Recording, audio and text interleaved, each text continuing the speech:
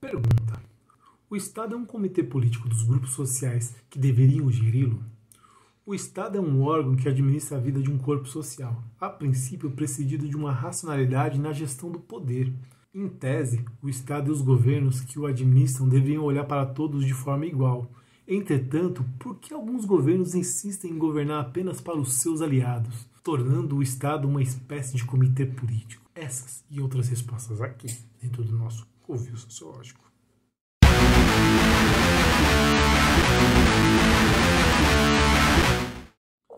Olá meninos, olá meninas, pessoas bonitas e pessoas não tão bonitas assim. Esse quem vos fala aqui é o professor Rony dos Santos, da Escola Estadual Aracy Zebral Teixeira, professora Maria Regina e Colégio Vita Vivaz, para mais uma aula de Sociologia aqui dentro do nosso Covil Sociológico. Lembrando que essa aula é para o terceiro ano do ensino médio. E nessa aula trataremos de sistemas de governos, formas de governos e sistema eleitoral. É uma aula para a gente poder pensar aí, porque alguns grupos sociais, porque alguns partidos políticos, alguns governos entendem que ali o Estado é seu comitêzinho político. E aí a gente vai explicar como é que funciona o Estado e toda essa representatividade para poder explicar e falar que não, ele não é um comitêzinho político desse cara não. Beleza, rapaziada? Vamos pra aula? Segue o prof aqui? Vamos que vamos então, rapaziada. Paulo Gato.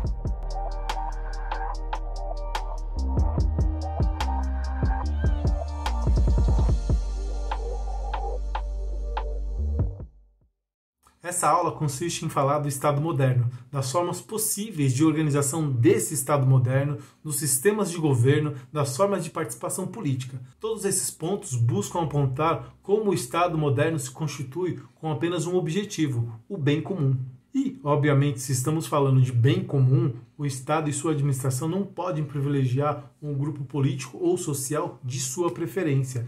Entretanto, fica a pergunta: por que muitas vezes parece que o Estado tem uma ideologia que parece favorecer grupo A ou grupo B? Por exemplo, se o governo que toma posse do Estado é feito por fundamentalistas e religiosos, esses fundamentalistas e religiosos deveriam se beneficiar do governo? Não. E por que não? Se todo o Estado visa o bem comum, tendo que tratar todos iguais perante a lei, não há grupos que devam ser beneficiados ou favorecidos, não na teoria. Entretanto, o que vemos na prática é essa lógica sendo distorcida. Para a gente poder entender, o Estado moderno nasce da separação entre a esfera política e a esfera religiosa. Dentro da moderna teoria política, a finalidade das ações dos governos passa a ser a manutenção da pátria e o bem geral da comunidade, não os próprios interesses. Com isso, não estamos dizendo que o Estado é um órgão imparcial e olha todos da mesma forma. O Estado é, antes de tudo, uma máquina que tem por finalidade administrar a vida de todos que está sob sua responsabilidade, ou seja, do corpo social. Entretanto, do ponto de vista político, não faria sentido para qualquer cidadão conceber a existência de um Estado que, declaradamente, sirva apenas para o bem do outro. Se, em tese, o Estado é do interesse de todos, por que privilegiar apenas alguns? E aí então dá para entender porque essa separação ocorrida aos longos do século XVI e XVII concedeu ao Estado, antes de tudo, uma ideia de uma estrutura administrativa e burocrática e, sobretudo, um corpo qualificado de técnicos, obedecendo a regras pré-estabelecidas e operando de forma impessoal. Isso significa dizer que o Estado é laico, não tem religião. Assim sendo, as suas relações não priorizam, por exemplo, as pessoas da religião A ou B. Quando a finalidade passa a ser o bem comum e geral, todos devem responder igualmente à lei. E dentro desse Estado moderno, podemos conceber duas formas de organização, monarquia e república. Podemos definir a monarquia como um governo de um só, ou seja, aqui valeria a vontade do soberano. Entretanto, também podemos falar de monarquias constitucionalmente limitadas. Atualmente, temos países que são monarquias, como, por exemplo, Reino Unido, a Suécia, a Nova Zelândia. Nesse caso, estamos tratando de monarquias constitucionalmente parlamentares. Ou seja, nesse caso, o monarca é o chefe de Estado. Ele representa o país diplomaticamente e tem o seu comando militar, enquanto que o primeiro-ministro, escolhido pelo parlamento, que por sua vez foi eleito pelo povo, é o chefe de governo. Este tem por funções o comando político do Estado. Há monarquias que são absolutas, como é o caso da Arábia Saudita e do Catar. Neste caso, há somente um monarca e, no máximo, um conselho auxiliando o governo.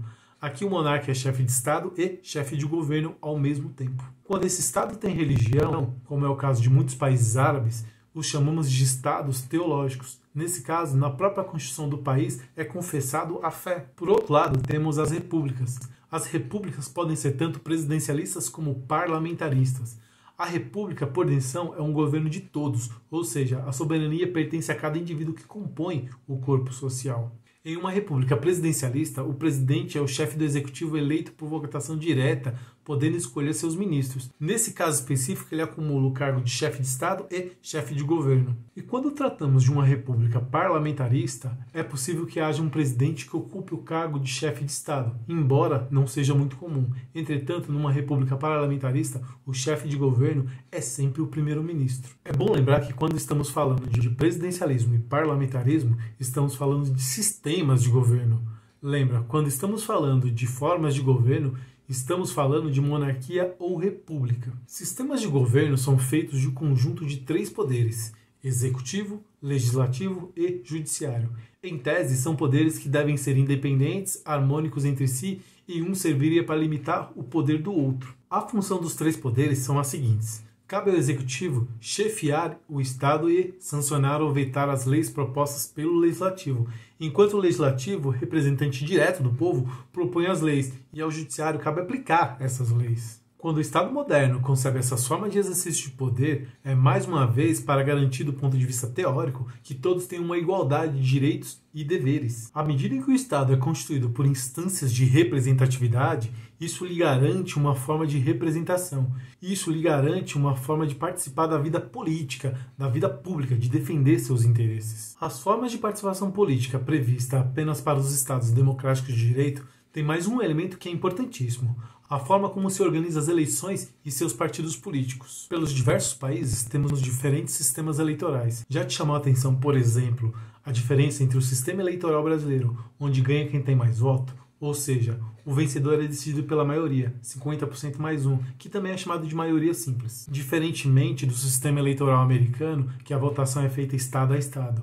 E mesmo que um candidato tenha mais votos, ele pode vir a perder as eleições, pois é o que chamamos de sistema proporcional. Enquanto no Brasil, no caso do executivo especificamente, estamos falando aqui, temos um sistema majoritário. E aí você fala, mas professor, não estou entendendo isso direito, me explica aí, o que é sistema majoritário, o que é sistema proporcional? Enquanto no Brasil vence as eleições quem levar a maioria absoluta dos votos, no sistema eleitoral americano estamos tratando de uma coisa chamada colégio eleitoral. Lá são 538 representantes ou delegados, divididos proporcionalmente por estado. Nesse sentido, interessa ao candidato da república conquistar a maioria dos delegados. Até por isso a campanha é feita estado a estado. Por exemplo, tem estados que historicamente nos Estados Unidos votam em determinado partido, mas tem estados que são chamados de swing states, ou seja, estados pêndulos. O que significa que esse estado, numa eleição, pode eleger um partido e na outra pode eleger o outro partido, porque são estados que são divididos, eles são imprevisíveis nas suas votações. Falamos até agora sobre as eleições no executivo, mas quando se trata das eleições no legislativo, as coisas mudam um pouquinho. Nesse caso específico, podemos falar tanto das eleições para a representação distrital, isso é, quando um vereador ou um deputado concorre para representar um bairro ou um distrito, ou o sistema proporcional, onde o objetivo do voto é garantir que as cadeiras de um parlamento sejam distribuídas proporcionalmente à porcentagem de votos que cada partido conseguiu angariar. A representação pelo legislativo pode ser bicameral, elegendo assim deputados e senadores, ou unicameral, onde é eleita apenas deputados, vereadores ou simplesmente parlamentares. Do ponto de vista político, o Estado é um campo aberto de disputas, e mesmo que os partidos legitimamente tenham suas ideologias A ou B, o governo tem a obrigação de governar para todos, e não apenas para os seus aliados. É normal que ninguém saia satisfeito das decisões que um governo toma, entretanto, todos devem sair minimamente contemplados em seus interesses, ou seja, mais uma vez, a função do governo é buscar o bem comum. Qualquer governo que tende ideologicamente para a linha A ou B, ignorando os seus opositores e muitas vezes usando da truculência, é bom ficar esperto. Esse governo tende ao autoritarismo.